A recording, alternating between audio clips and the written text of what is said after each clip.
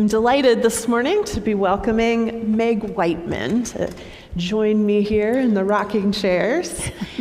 You may know Meg as our past president extraordinaire on Church Council. She is also an oncology nurse at the UVA Cancer Center, doing infusions for cancer patients. So you are very much in the business of healing and have some experience with that. And it strikes me that healing really is part of God's intent for the whole world ultimately, but it's also just sort of built into creation. Yes, it is. God has created us with bodies that maintain and heal themselves all the time in ways that we're not even aware.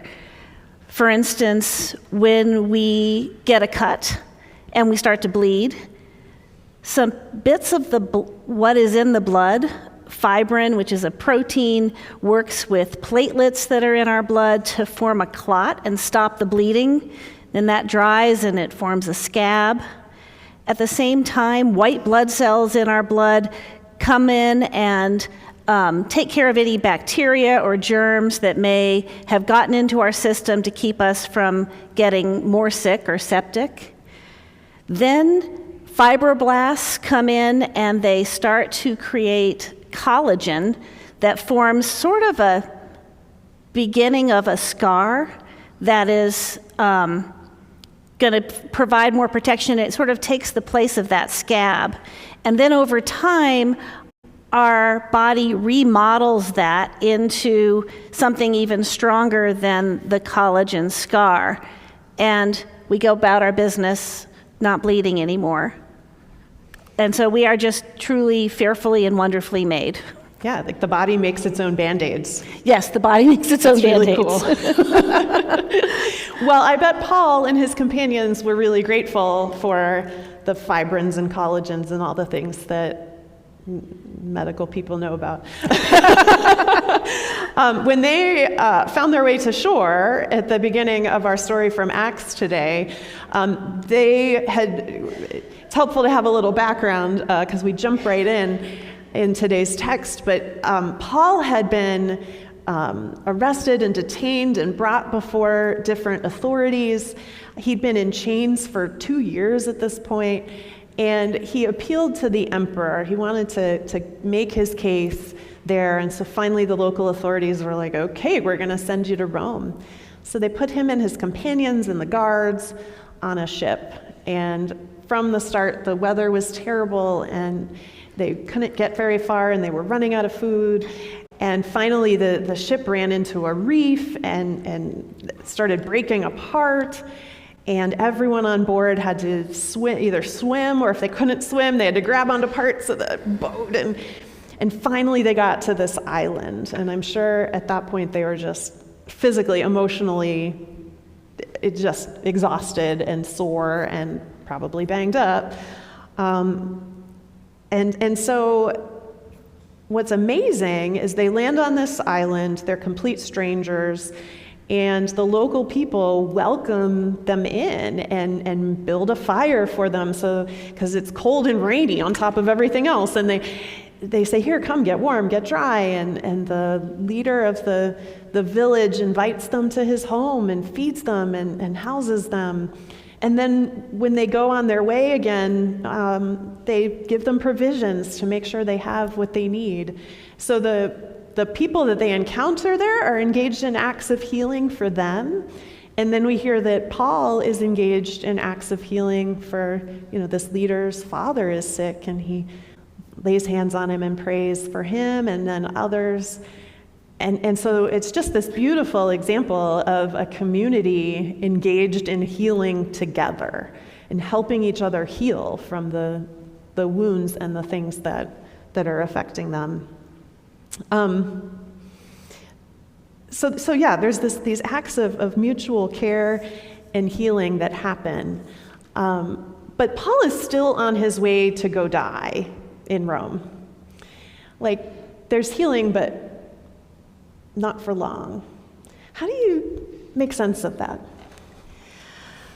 I've been thinking about that. Well, partially in preparation for this, but there's always the question of why doesn't God heal everybody? And I've realized that I think the purpose of healing isn't immortality. In all of the miraculous healing stories that seems to have a different purpose, it restores a person to function or to relationship, like the woman with the flow of blood who was unclean, or lepers who were unclean are restored to relationship and they can be a part of the community. But in like the story of Paul with the viper on his hand, it got people's attention and it focused on the power of God. But when I think about all those stories, I'm like, wow, those are miraculous healings. But I never thought before about, well, what happened to the people later in the parts in their life that's not written down in Scripture? And every one of them, and all of us, will die at some point. I mean, Lazarus had 2 funerals, if you think about it. And so it seems to me that the purpose of healing is to restore us to relationship and to function and to some sort of purpose in our lives. Yeah. I mean, when we're very ill, we're brought to that place where life and death meet, right? And for Christians, that's the cross. Like that's the central mystery of our faith. And it's also this prelude to new life. And so it's both, all right there. And transformation occurs when we experience our illness in that kind of context of meeting God in this place of pain. That invites us into the work that God is doing in the world in some pretty powerful and profound ways. And I don't think anybody would choose illness for that reason, certainly not. But I think there are a lot of people who would testify that their illness did bring them closer to God and help them focus in on what was really important in life. Is that something you've seen in your work? Very much so. Whenever I meet people and they find out that I work in oncology and work with cancer patients, usually their first statement to me is something like, "Thank you for the work that you do, the hard work that you do." And I mean, it is hard, but really it is a wonderful group of people to work with and treat. Our cancer patients are so invested and involved in their treatment plan and care. They come early to appointments. They are the only patients that will thank us for sticking them. They work with their doctors to make decisions about their care. What's important? Prolongation of life or quality of life and the balance in between, managing side effects and things like that. And I think that, I had read somewhere that centuries ago, a common road sign read, "Remember you are dying." And it wasn't meant to be morbid. It was meant to remind people of their mortality and to live each day fully, to live in the present, and to focus on what's important. And these oncology patients, faced with their own mortality, are really focused on what is important in their life. And so they discuss with their providers what their treatment plan will be and what they agree to. And some will make a decision to take a chemo holiday. There's one guy that every fall, he takes a chemo holiday so he can go hunting. And I have patients that just share what's important to them in their lives with me as I provide care. One man, what was most important to him was to finish the house he was building for his wife. And so while I was providing him with care, he would tell me about what room got painted, the driveway got paved, the planters were up, his garden was prepared, and that was most important to him. Another patient, we talked gardening, how many quarts of green beans he had canned, and just what kind of worked best. In fact, when a deer last fall jumped the 6-foot fence in my garden and ate my butternut squash, he suggested that I string up cords at the tops of the poles of my garden with some sort of fabric that'll flap. And so I bought batik peace flags, and I have them strung up around the top of my garden to deter the deer. And I now call that Al's Garden. Yeah. So as people are facing death, they're really embracing life. Absolutely. Yeah.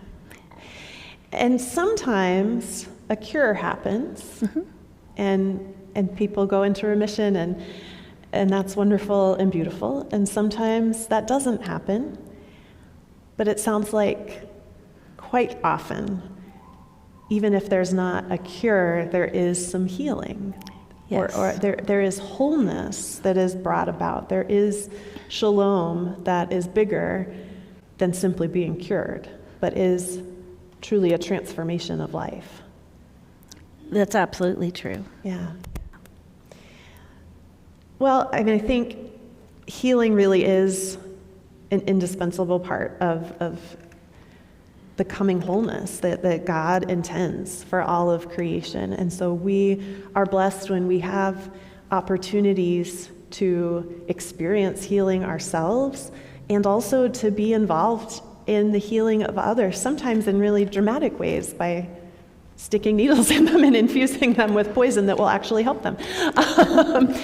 And sometimes in much, much quieter ways. If, like we talked about with the kids, bringing chicken soup to someone or just sitting with someone and letting them know that God is there and reminding them of God's presence in the midst of all that. Like, these are opportunities that we get to be part of God's work.